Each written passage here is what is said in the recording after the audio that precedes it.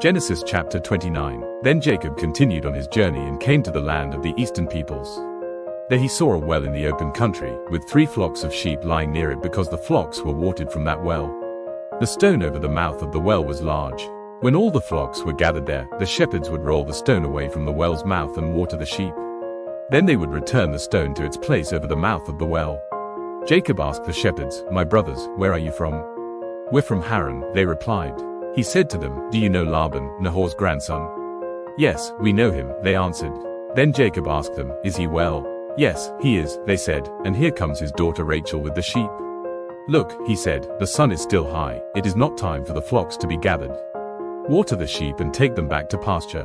"We can't," they replied, "until all the flocks are gathered and the stone has been rolled away from the mouth of the well. Then we will water the sheep."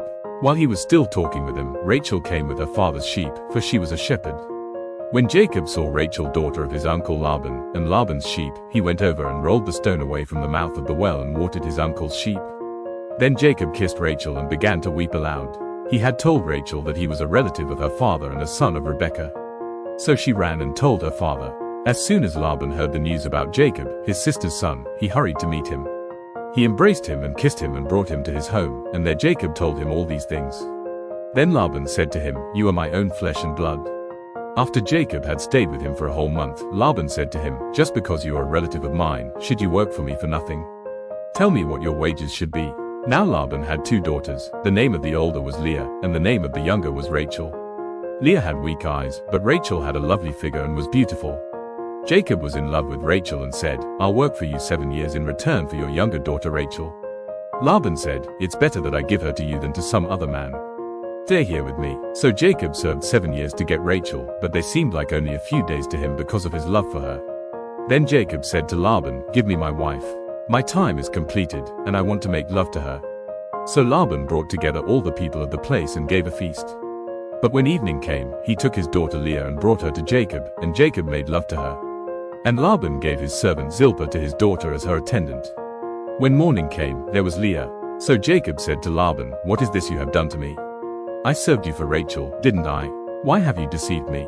Laban replied, "It is not our custom here to give the younger daughter in marriage before the older one. Finish this daughter's bridal week, then we will give you the younger one also, in return for another 7 years of work." And Jacob did so. He finished the week with Leah, and then Laban gave him his daughter Rachel to be his wife. Laban gave his servant Bilhah to his daughter Rachel as her attendant. Jacob made love to Rachel also, and his love for Rachel was greater than his love for Leah. And he worked for Laban another 7 years. When the Lord saw that Leah was not loved, he enabled her to conceive, but Rachel remained childless. Leah became pregnant and gave birth to a son.